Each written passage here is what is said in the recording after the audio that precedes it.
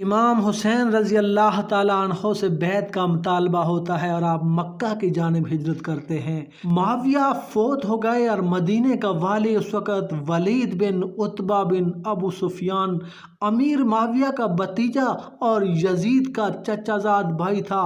उसने हुसैन इब्न अली की तरफ बैत लेने की गरज से कासद भेजा। आप रज़ी अल्लाह ताला अन्हो ने फरमाया, मुझे सोचने की मोहलत दो और जल्दी न करो। वलीद ने उनको मोहलत दे दी। इसी असना में आप मक्का तशरीफ़ ले गए। अहले कूफा पैगाम भेजते हैं। कूफा वाले उनके पास आए और बाज़ ने कास्तों के हाथ पैगामात भेजे कि हमने आपकी खातर अपने आप को बैत से रोक रखा है। हम यजीद के वाली के पीछे जुमा नहीं पढ़ते, आप हमारे पास तशरीफ़ ले आए। कूफा के वाली उस वक़्त नौमान बिन बशीर अंसारी थे। हज़रत इमाम हुसैन रज़ी अल्लाह ताला अन्हो ने अपने चचाजाद भाई मुस्लिम बिन अकील बिन अबू तालिब से फरमाया कि तुम कूफा जाओ और हालात का जायज़ा लो। अगर उनके बयानात सच्चे हैं तो हम कूफा जाएंगे। मुस्लिम बिन अकील रवाना हुए और मदीना पहुँचे। वहाँ से दो रहबर साथ लिए जो उन्हें रेगिस्तानी इलाके से ले गए। रास्ते में उन्हें प्यास लगी और रहबरों में से एक प्यास की वजह से जाँ बाक हो गया। मुस्लिम बिन अकील ने हज़रत इमाम हुसैन रज़ी अल्लाह ताला अन्हो के ख़त लिखा कि मुझे इस खिदमत से सबकदोश कर दिया जाए, मगर हुसैन रज़ी अल्लाह ताला अन्हो ने उन्हें जवाब दिया कि आप कूफा जाइए। मुस्लिम बिन अकील कूफा रवाना हुए और वहाँ पहुँचकर अहले कूफा में से एक शख्स के यहाँ क़याम किया जिसका नाम असदी था। बाशिंदगान कूफा को जब उनकी आमद की खबर मिली तो वो उनके पास चोरी छुपे आते, उनके हाथ हज़रत इमाम हुसैन रज़ी अल्लाह ताला अन्हो के लिए बैत करते। हत्ता के कूफा के 12,000 बाशिंदों ने आपके हाथ पर बैत कर ली। यजीद के खैरख्वाहों में से एक शख्स अबैदुल्लाह बिन मुस्लिम बिन शुबा अल खज़री नौमान बिन बशीर के पास गया और कहा, या तो तू सचमुच कमज़ोर है या तू बन रहा है। मुल्क में फसाद फैला हुआ है कि जिसका अल्लाह ने पर्दा रखा है उसका राज अफशा करूं।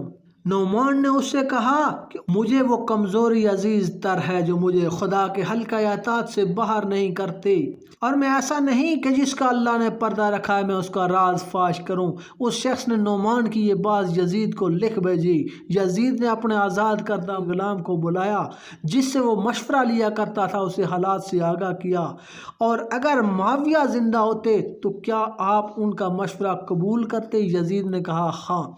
उसने कहा तो मेरा मशवरा कबूल कीजिए कि कूफा का वाली इब्ने ज़ियाद को बना दीजिए। कूफा के लिए इब्ने ज़ियाद ही मौजू है। यजीद इन दिनों इब्ने ज़ियाद से खफा था और बसरा की गवर्नरी से उसे माजूल करने का वो किस्द कर रहा था, लेकिन मशवरे के बाद यजीद ने इब्ने ज़ियाद को ख़त लिखा जिसमें उससे खुशनुदी का इज़हार किया और उसे लिखा कि हम बसरा के साथ कूफा का भी तुझे वाली बनाते हैं।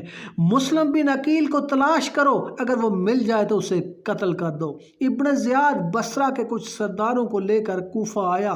उसने डाटा बांध रखा था। वो जिस मजलिस के पास से भी गुजरता सलाम करता तो लोग उसे जवाब में कहते, ए दख्तर रसूल के फर्जंद, तुझ पर सलाम हो। वो समझ रहे थे कि हुसैन इब्ने अली तशरीफ़ ले आए हैं। हत्ता कि इब्ने ज़ियाद कसर अमारत में पहुँच गया।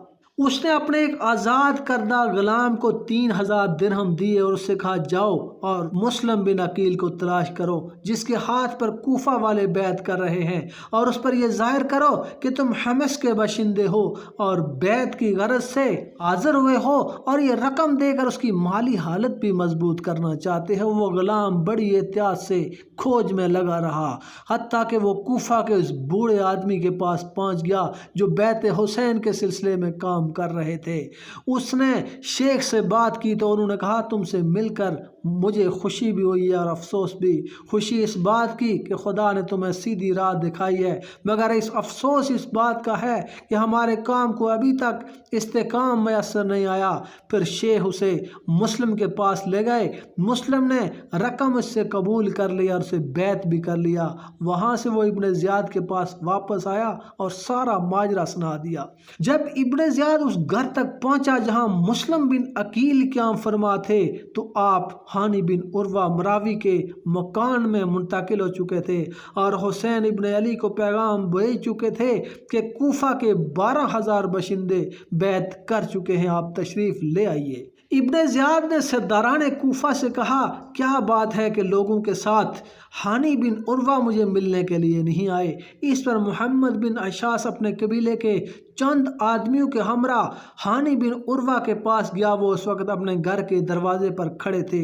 उन लोगों ने कहा, अमीर आपका जिक्र कर रहे थे और मुलाकात में ताहिर की शिकायत कर रहे थे, आपको उनके पास जाना है। उन लोगों के इसरार पर हानी बिन उर्वा सवार होकर इब्ने ज़ियाद की तरफ रवाना हुए।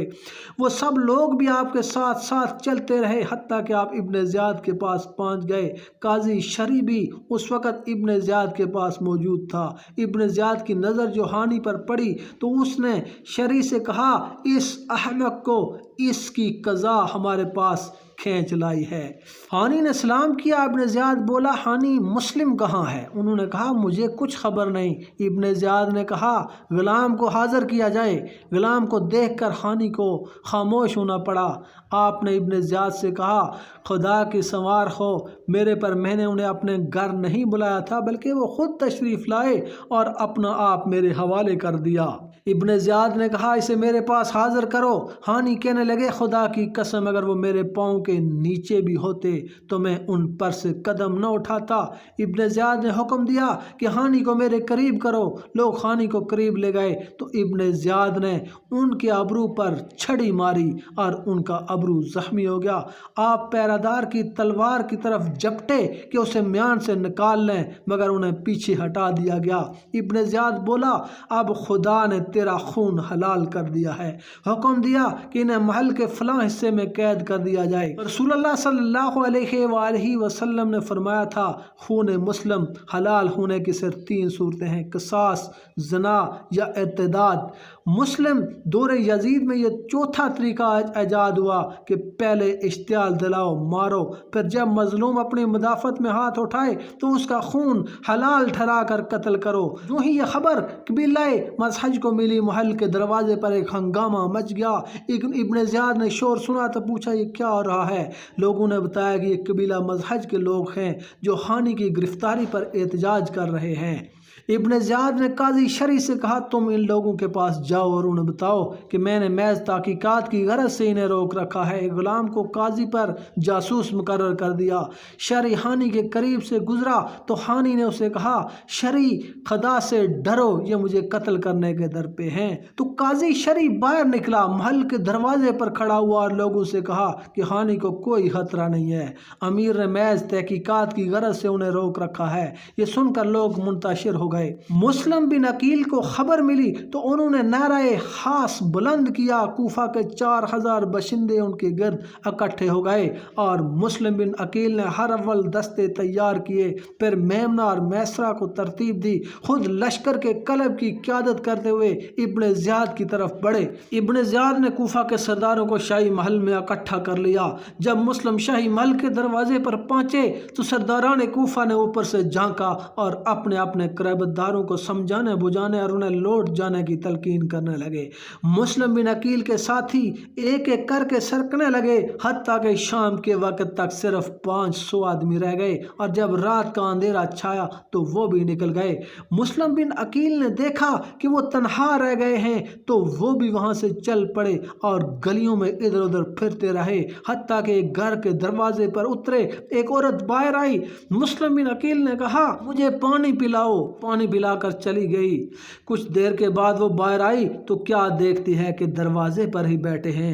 औरत ने कहा, अल्लाह के बंदे, आपके यहाँ बैठने से शक होता है, आप यहाँ से उठ जाइए। उन्होंने कहा, मैं मुस्लिम बिन अकील हूँ, तेरे यहाँ कोई ठिकाना है? उसने कहा, हाँ है, आप अंदर तशरीफ ले आइए। उस औरत का लड़का मोहम्मद बिन अशास का आज़ाद करदा गुलाम था। उसे जवान की आमद की खबर हुई तो उसने इब्ने अशास को इत्तला कर दी। इब्ने अशास ने इब्ने ज़ियाद को मतला कर दिया। इब्ने ज़ियाद ने उमरा बिन हरबत अल-मज़ूली कोतवाल और इब्ने अशास के बेटे अब्दुर्रहमान को मुस्लिम बिन अकील की गिरफ्तारी के लिए रवाना किया।